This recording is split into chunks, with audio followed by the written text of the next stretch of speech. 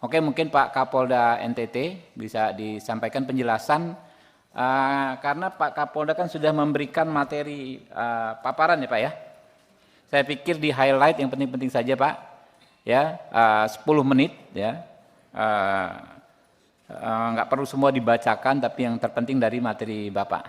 Mungkin itu kami persilakan Pak Kapolda atau nanti ada tambahan juga dari ininya ya, dari Bapak Kabid Propamnya. Monggo Pak, kami persilakan.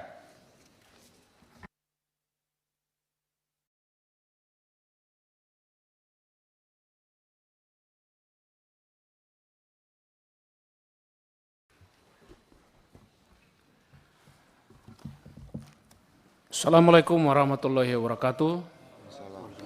Shalom, Om Swastiastu, Namo Buddhaya, salam kebajikan, salam hormat, salam presisi, selamat pagi, salam sehat buat kita semua.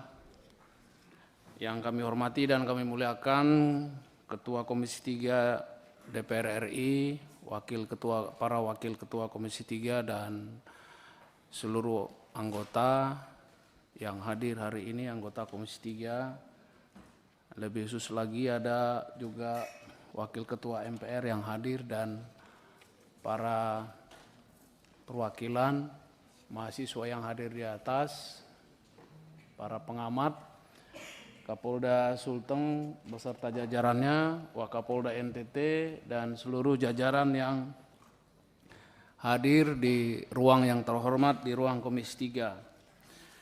Pada kesempatan yang baik ini, saya selaku Kapolda NTT dan seluruh jajaran Polda NTT menyampaikan rasa bangga dan mulia memasuki ruangan sidang Komisi 3 DPR RI yang mulia dan terhormat ini, dan dapat bertatap muka langsung dengan anggota Komisi 3 DPR RI, di mana dalam pertemuan dan forum yang terhormat ini kami percaya akan mendapatkan banyak masukan, pembelajaran dan pencerahan dari para anggota Komisi 3 yang terhormat.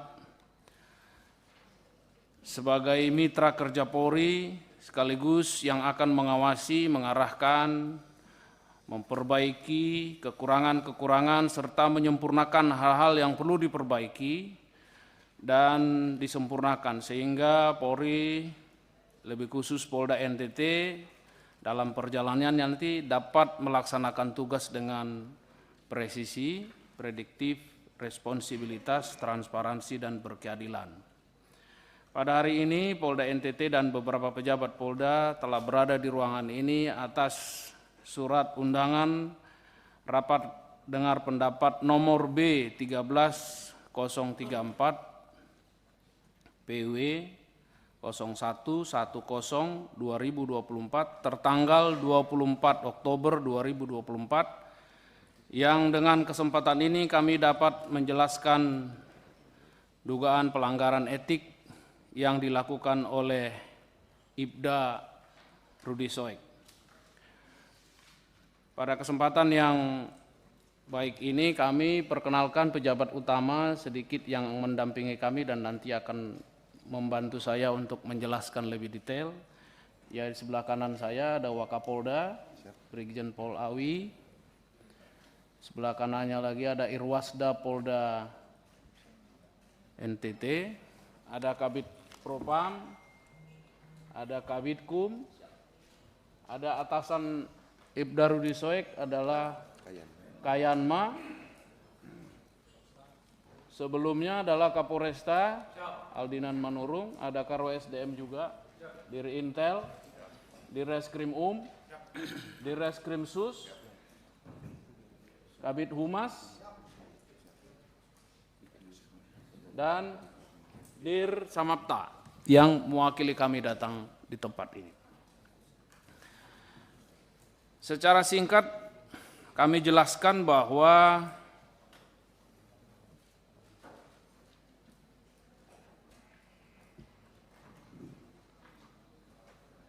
kejadian yang terjadi menimpa ataupun yang dilaksanakan oleh salah satu anggota kami, Ibda Rudi Soek, sebelumnya kami tidak tahu Ibda Rudisek ini siapa sesungguhnya, tapi karena ada informasi pada saat itu yang menyatakan bahwa ada anggota Polri yang sedang melaksanakan karaoke pada jam dinas, maka Propam melaksanakan tindakan OTT dan ditemukan 4 anggota Polri, 1 bernama Yohanes Suhardi, Kasat Reskrim Polresta Kupang, kemudian yang kedua Ibda Rudisoek yang waktu itu menjabat sebagai KBO atau Kaurbin Ops Reserse Polresta Kupang, dan 2 Polwan yaitu Ibda Lucy dan Brigadir Jin. Nah, ketika ditangkap mereka sedang duduk berpasangan.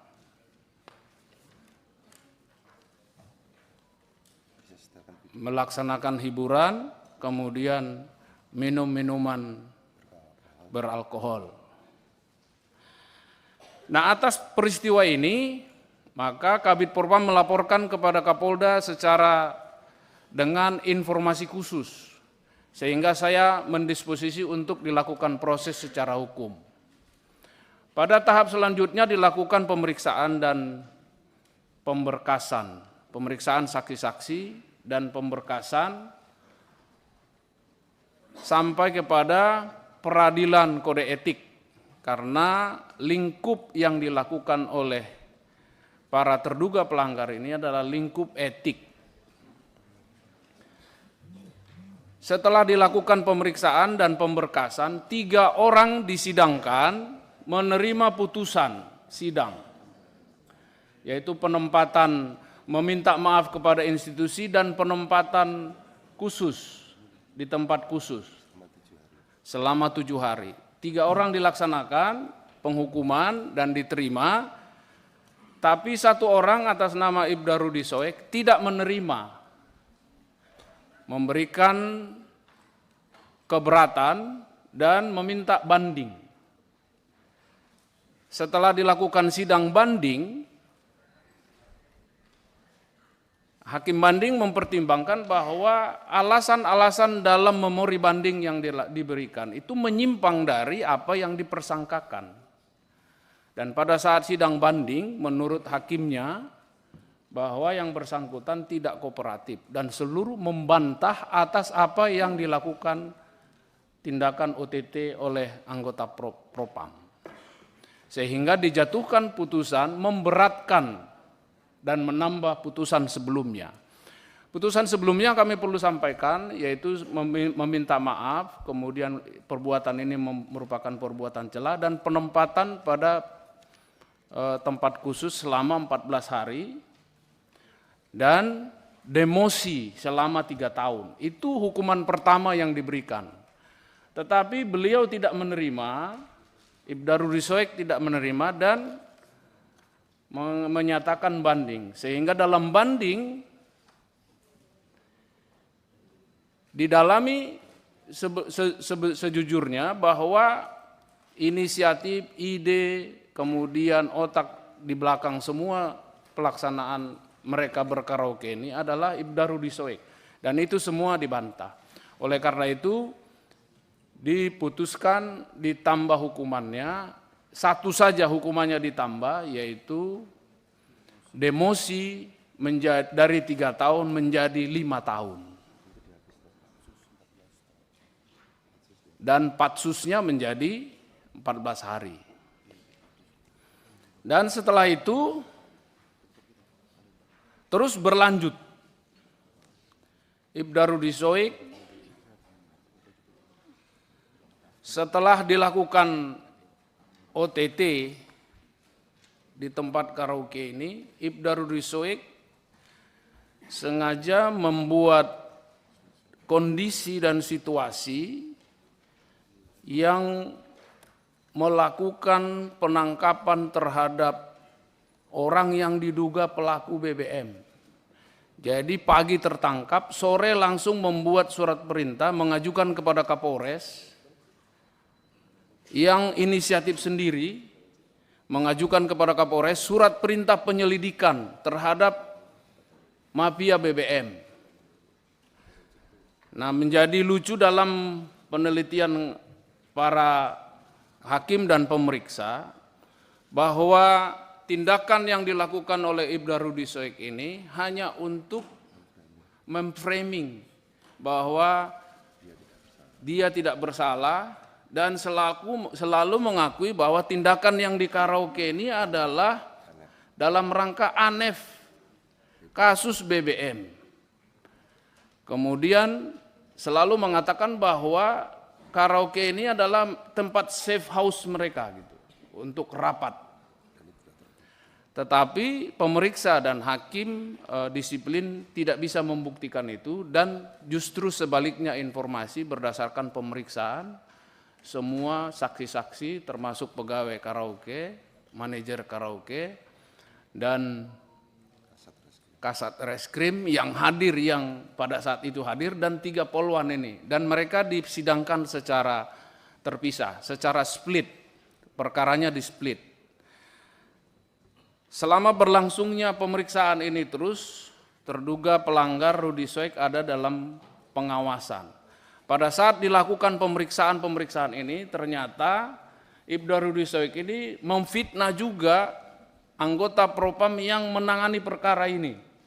Mengatakan bahwa anggota Propam inilah yang menerima setoran dari pelaku BBM. Nah, anggota Propam ini juga tidak menerima dan membuat laporan polisi, mengadukan Ibda Rudi Soek, dan itu diproses juga. Setelah diproses, disidangkan bahwa Ibda Rudi Soek juga tidak mengakui menyebutkan itu, tapi itu ada rekamannya. Dan akhirnya didisiplinkan dengan hukumannya adalah perbuatan itu perbuatan tercela.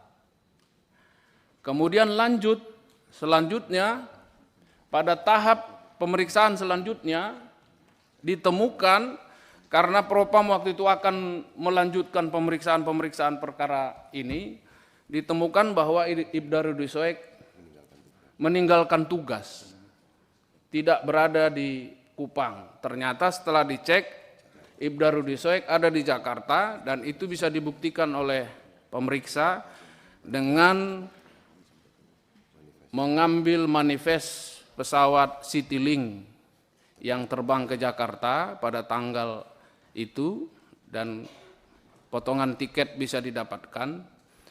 Dan setelah disidangkan, Ibda Rudi Soek juga tidak mengakui ini, menyangkal juga, saya tidak pernah ke Jakarta. Disidangkan dan dihukum. Selanjutnya, kasus yang dilakukan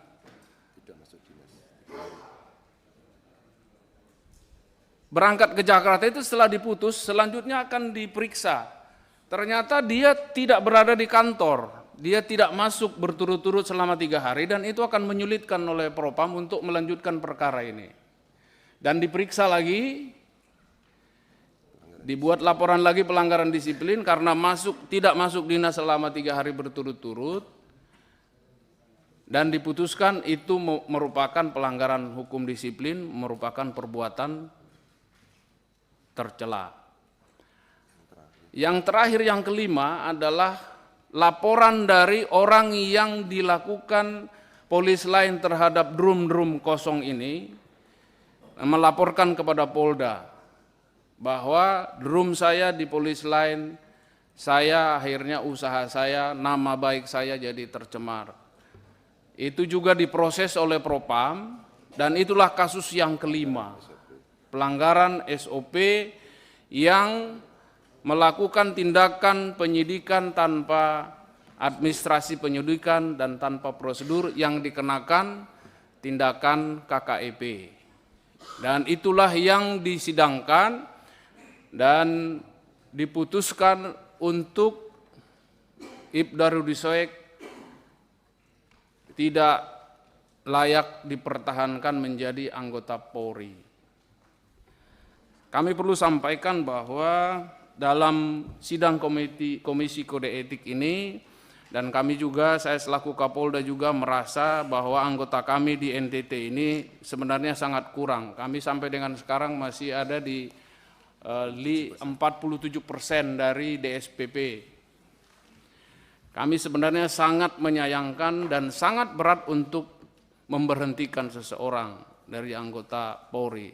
Tetapi kalaupun sidang memberhentikan anggota Polri, itu adalah tindakan yang sangat berat dan prosesnya sangat panjang. Dan termasuk terhadap Ibda Rudi Soek sampai dengan sekarang, pada sidang awal Komisi Kode Etik, bahwa Hakim Komisi Kode Etik sudah menyatakan akan memutuskan PTDH. Tetapi masih ada waktu untuk banding. Bagi Kapolda masih ada waktu 30 hari untuk mempertimbangkan, menyusun hakim-hakim yang akan menyidangkan sidang banding. Dan nanti hakim-hakim akan masih ada waktu 30 hari untuk mempertimbangkan memori banding dan berkas terdahulu, apakah mereka akan memutuskan sesuai dengan putusan pertama, menguatkan atau membebaskan. Hal ini sangat tergantung daripada sikap Ibda Rudi Soek yang dalam pengamatan kita sehari-hari ataupun dalam perjalanan tugasnya bisa melaksanakan tugas dengan baik. Saya perlu sampaikan Bapak Ibu, 4 terduga pelanggar, 3 orang menerima dengan baik, atasannya dan 2 polwan kami sudah selesai melaksanakan tugas. Dan 4-empatnya mereka sama-sama dihukum, tapi yang satu tidak menerima dan selalu membantah, selalu menganulir dan selalu beralasan berdalih dengan membuat framing di publik bahwa Ibda Rudi Soek sedang membongkar mafia BBM, pejuang TPPO, dan sebagainya macam. Kami hadirkan di sini Dirkrim Dirkrim Sus yang pernah menjadi atasannya, dan kami hadirkan di sini anggota-anggota kami yang senior, yang 30 tahun berdinas di Polda NTT, yang tahu persis siapa Ibda Rudi Soek. Termasuk atasannya Kasat Reskrim yang sama-sama ikut OTT, yang di OTT, mengakui bahwa itu perbuatan salah. Tetapi Ibda Rudi Soek sama sekali melawan, bahkan dengan sebutan siapapun akan saya lawan, termasuk Tuhan.